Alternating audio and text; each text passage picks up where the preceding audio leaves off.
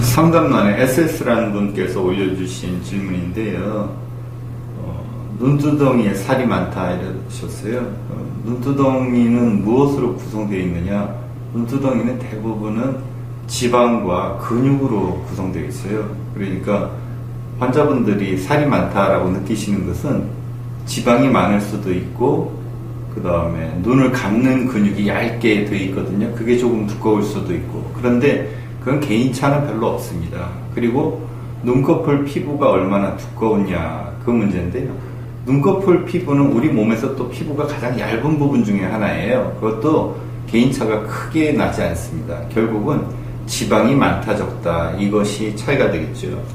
지방이 많으면 어떤 문제가 생기냐 하면, 우리가 지방이 많은 분들을 수술할 때 들어가 보면 눈뜨는 근육하고 지방하고 많이 연결이 돼 있어요. 그러면 눈을 이렇게, 눈뜨는 근육이 쑥 들어갈 때 지방을 끌고 같이 들어가는 겁니다. 그러면 쌍꺼풀이 생기려면 그 눈뜨는 근육이 피부에 연결이 돼서 그 피부로부터 안으로 들어가는 힘이 전달되어야 되는데요. 그렇게 되지 않고 이게 들어가면서 지방이 앞으로 아래로 떨어져 내려오니까 피부가 그 힘을 전달받지 못하는 겁니다. 그래서 쌍꺼풀이 잘 안 생기는 것이거든요. 또 그 힘 때문에 쌍꺼풀을 만들어준다 하더라도 자주 풀리는 것이고요. 그것이 쌍꺼풀이 어떤 사람은 있고 어떤 사람은 없는 가장 큰 이유이고요. 또 하나는 쌍꺼풀 수술을 하고 풀리게 되는 원인 중에 하나가 되겠습니다. 그리고 눈 간격이 좁다고 하셨는데요. 눈 간격이 좁다는 것은 이제 미간 부위가 좁은 거죠.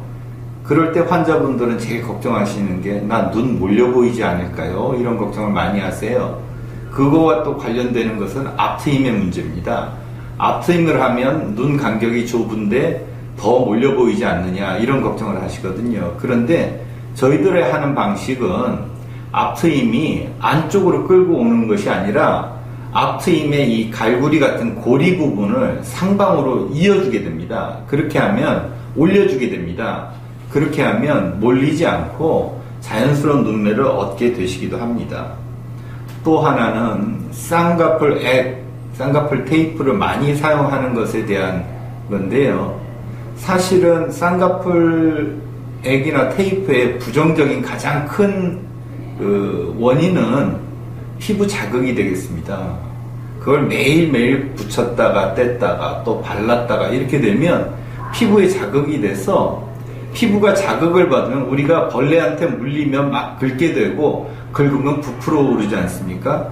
눈꺼풀 피부도 그렇게 비슷한 현상을 나타내게 되는데요. 뻘겋게 부풀어 오르고, 부풀어 오르면 혈관으로부터 나오는 여러 가지 우리의 알러지 방어 물질이라든가 이런 여러 가지 물질들이 많이 나오기 때문에 눈이 부어 보이는 것이죠. 눈이 부어 보이면 수술할 때 긍정적인 영향이라고 볼 수는 없습니다. 그래서 쌍꺼풀 액이나 테이프를 하는 것이 어쩔 수 없이 수술을 하지 않는 상황에서 본인이 만들고 싶어서 하시는 거지만, 사실은 그 피부에도 안 좋고, 그 다음에 그 자체로 인해서 환자분들이 또 많이 늘어졌다 이런 걸 걱정하시는데요. 쌍꺼풀 액을 많이 해서 늘어지는 것보다는 우리가 나이 먹어서 늘어지는 게 더 큰 요인입니다. 그러니까 쌍꺼풀 액으로 늘어짐을 걱정하실 것이 아니고, 쌍꺼풀 액 자체가 우리 피부에 미치는 안 좋은 영향을 걱정하셔야 됩니다. 그래서 그거는 안 하시는 것이 더 좋죠. 또 마지막 하나는 비용을 많이 물어보시거든요. 근데 비용은 저희들이 정확하게 다 답변해 드립니다. 비용에 대해서 궁금한 거는 언제든지 물어봐 주세요. 또 마지막으로 매몰법을 하고 싶다 이렇게 얘기하셨어요. 그건 저는 이렇게 생각합니다. 병원은 수술 진열 때나 수술 파는 상점하고는 조금 달라야 된다고 생각합니다. 우리가 편의점 가면 아저씨 저 음료수 하나 주세요 이랬는데, 그 아저씨가 이 음료수보다는 이 음료수가 몸에 좋고 더 좋으니까 이걸 구매하시죠 하면 우리는 뭔가 의도가 있는 것처럼 오해하게 됩니다. 하지만 의사는 그렇지 않습니다. 환자분들이 원하시는 수술이 있더라도 본인을 진단해서 우리가 더 좋은 수술 방법이 있다면 그것을 이해시켜드리고 환자분을 위해서 그 수술을 권유하게 되는 것이죠.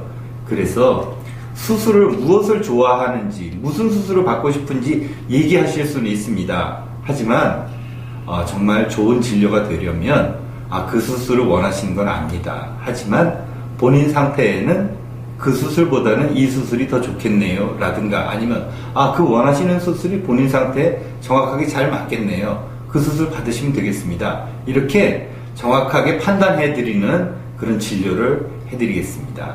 감사합니다.